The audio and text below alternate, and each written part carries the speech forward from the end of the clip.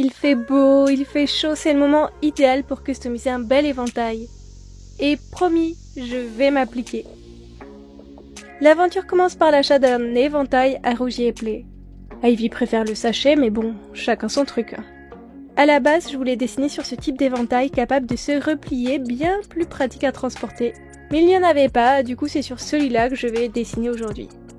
Au final, c'est pas plus mal de commencer sur ce format, ça a l'air bien plus facile et pratique à customiser. Comme toujours, je commence par faire mon croquis sur mon iPad avec Procreate. Ça fait un temps fou que je n'ai plus dessiné mon océan minuit. Et dans presque toutes mes dernières vidéos, je dessine un humain, alors ça va me changer de repartir sur un animal. Pour le thème général de ma minuit, c'est mon dernier week-end qui m'a inspiré. J'étais à la Japan Expo, comme chaque année. D'ailleurs, l'année dernière, je vous avais fait un vlog de Japan Expo. N'hésitez pas à aller le regarder si vous l'avez manqué. Clairement, cette nouvelle année était dans le même mood, on y a nos petites habitudes. Pour transférer mon dessin sur l'éventail, j'ai utilisé du papier carbone. Ça n'a pas été super facile parce que les armatures de bois m'ont parfois gênée. Et comme ça a créé des volumes et des creux, j'ai eu peur que certaines zones se transfèrent mal. Mais heureusement, ça a plutôt bien fonctionné. Certaines zones sont mieux que d'autres, mais globalement, je n'ai pas perdu trop de détails.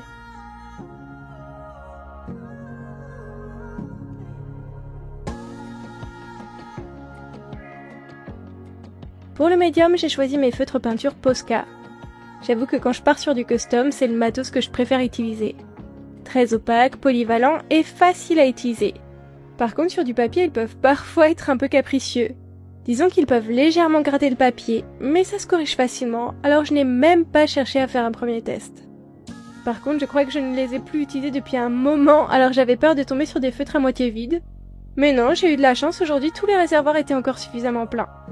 Je ne sais pas vous, mais en été j'ai beaucoup plus envie que d'habitude de faire des projets DIY. Du custom, du crochet, des kits créatifs. Je pourrais en faire une saga de l'été, est-ce que ça vous plairait ?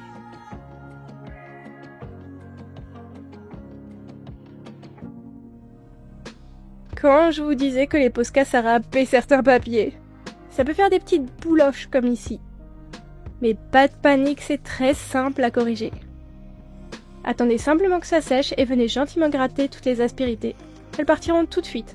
En plus en dessous il y a toujours de la peinture, donc pas besoin de faire de retouches. Par contre parfois quand je colorie des zones un peu précises, les petites bouloches qui se déposent sur la pointe de mes feutres, ça me gêne. Du coup ça m'arrive de les enlever à la main. Ça salit hein. Alors si vous préférez, vous pouvez aussi avoir une feuille à côté pour frotter vos feutres dessus. Mais là ça utilise un peu d'encre, à vous de voir votre solution préférée. J'avais un petit projet pour cet éventail, je veux dessiner sur les deux faces. Je me voyais l'emmener en convention, comme en Japan Expo. L'utiliser pour me sauver de la chaleur, mais aussi comme une sorte de carte de visite. Ça me permettrait de montrer un de mes dessins, et si quelqu'un s'arrête dessus et l'apprécie, je pourrais retourner mon éventail pour lui proposer de me suivre. L'autre face pourrait être aussi décorée et avoir ma signature et un lien vers mon travail. Pas pratique de demander à quelqu'un de retaper tout un URL, alors j'ai pensé à y mettre un QR code. À littéralement dessiner un QR code en espérant que ça fonctionne et qu'il puisse se scanner. Verdict en fin de vidéo, on verra si ça peut marcher. J'aime vraiment trop utiliser des feutres peinture, ça me détend tellement. C'est vraiment des feutres faciles à utiliser, c'est inratable. Le seul défaut qu'il peut y avoir, c'est un éventuel manque d'opacité. En général, les Posca sont super opaques, mais parfois j'ai un peu de transparence sur les roses ou les jaunes. Et franchement, c'est pas dramatique. Une deuxième couche et c'est réglé, c'est vraiment l'activité d'été par excellence. J'imagine que plein de gens pensent leur été dehors à se promener et à profiter du soleil. Mais perso, je crains beaucoup la chaleur, j'aime bien sortir, mais j'aime aussi fuir la canicule à l'intérieur avec une activité créative. C'est pour ça que je me disais qu'on pourrait se faire un été DIY. Je pourrais tester plein de petites activités, toujours liées avec le dessin et la création comme ici. Ça pourrait vous donner des idées si comme moi vous vous sentez d'humeur créa et activité confort pour les 2 mois à venir. En plus parfois quand on est scolarisé ou qu'on a pas mal de congés en été, on culpabilise de ne pas être tout le temps occupé. On a peur de gaspiller notre temps libre, alors combler les instants calmes avec de la création, ça peut être un fil conducteur de notre saison. Et si vous décidez de vous lancer dans la même aventure que moi et qu'après cette vidéo vous vous lancez dans du custom d'éventail ou d'un autre projet, avec un autre objet, avec des feutres ou de la peinture, envoyez-moi vos créations en photo par mail. Je pourrai les montrer dans ma prochaine vidéo. Par contre, je trouve quand même qu'avec les feutres peinture, on a une phase moche qui est un peu plus longue qu'avec d'autres matos. Je trouve qu'avant d'ajouter les contours ou quelques ombrages, ça fait super plat et beaucoup trop simple. Faut vraiment se faire confiance et continuer pour aller au-delà de cette étape. Les feutres peinture, ça se révèle vraiment avec l'ancrage. Le côté épuré et à plat sans trace leur donne vraiment un charme. Et un charme qui fonctionne super bien avec le style de dessin cartoony et les gros contours. C'est super rare que je les utilise avec un style différent, mais j'avoue que ça pourrait être marrant de voir si j'arrive à en faire un joli semi-réaliste. À chaque fois que je sors mes feutres peinture, je pense aussi que ça va être super rapide et vite plié. Mais en fait, c'est une fausse impression. Il faut quand même y passer du temps. C'est de la peinture qui sort et pas de l'encre. Alors c'est plus long de remplir une surface qu'avec des feutres à alcool par exemple. Certaines marques de feutres ont des points de brush, ça facilite beaucoup l'application, mais souvent pour que ça fonctionne, la peinture est plus diluée, pour qu'elle soit plus fluide et s'applique mieux avec ce type de brush. Et on se retrouve avec des aplats plus transparents à devoir repasser 1 ou 2 fois par-dessus. Je suis pas certaine à 100% que ça fasse gagner beaucoup de temps, par contre c'est une sensation plus agréable à l'application. Et ça fait beaucoup moins de bouloche de grattage de papier. Bon, après la pause séchage de l'éventail imposée par Grayson, qui semblait trouver les Posca très confortables, j'entre dans la phase finale du premier côté de mon éventail, l'ancrage. Ancrer au feutre peinture, c'est pas forcément ce qu'il y a de plus précis. Mais ancrer par-dessus de la peinture avec des liners, c'est clairement pas mieux. C'est plus précis, oui. Mais l'encre s'applique parfois super mal sur de la peinture, et elle peut avoir un rendu complètement différent. Les Posca ont un rendu mat. Et quand je fais du liner par-dessus, le liner a tendance à briller, j'aime pas du tout ce mélange. J'ai tendance à vouloir que tout soit mat ou tout soit brillant.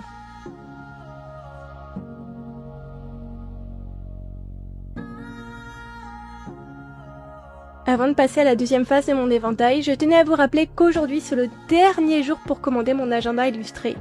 La campagne se termine aujourd'hui, donc samedi à minuit.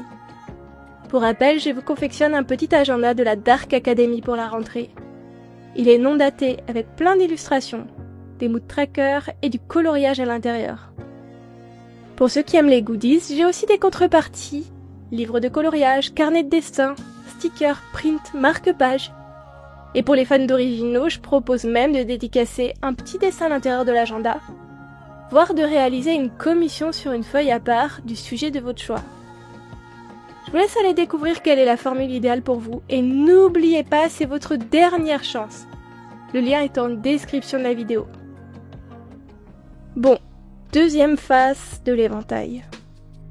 Le projet c'est une signature, un QR code et une déco qui rappelle l'autre face. Je veux que ce soit plus sobre, mais que ça reste quand même joli.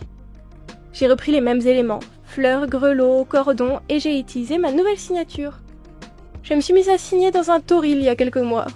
En clin d'œil au tori qui trône dans mon bureau, et que j'ai d'ailleurs décroché il y a peu pour enfin le peindre. J'ai dû un peu laisser le bois sécher et craquer, mais je vais enfin pouvoir m'attaquer au vrai décor de mon bureau. Ça fait presque 1 an que j'ai emménagé, donc il serait temps. Peut-être que je peux vous filmer ça au cours de la saga de l'été. Cette fois, je commence par appliquer une couche super grossière d'une couleur bien foncée. Ça va me compliquer la vie, parce que c'est plus facile de peindre sur une couleur claire que sur une couleur foncée. Mais j'ai remarqué en mettant mon éventail au soleil qu'il y avait un léger jeu de transparence. Et je ne veux pas polluer le dessin de la face avant. Du coup, je opacifie mon éventail avec une couleur foncée et c'est réglé.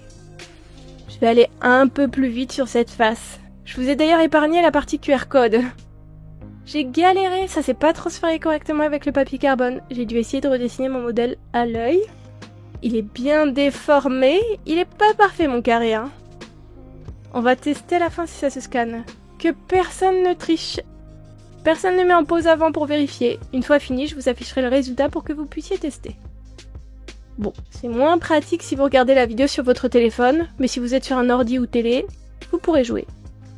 J'avais peur que cette face soit moins jolie que l'autre, et en vrai, c'est un peu le cas, mais je la trouve quand même mignonne. Le côté signature et carte de visite ne gêne pas trop le côté décoration. Je trouve que c'est un juste mélange et une jolie carte de visite. Par contre, modèle unique. Après, vous allez me dire, j'aurais pu faire un projet numérique et le faire imprimer sur un éventail.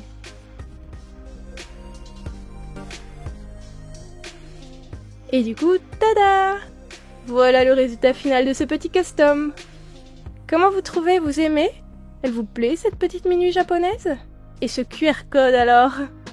Dites-moi en commentaire si vous arrivez à le scanner. Franchement, je suis contente de ce petit projet. J'ai hâte d'avoir vos avis en commentaire et pour fêter la fin de mon projet Ulule, j'ai fait un live Twitch de 18h à 20h. Venez, j'y dessine des stickers et ils sont super beaux.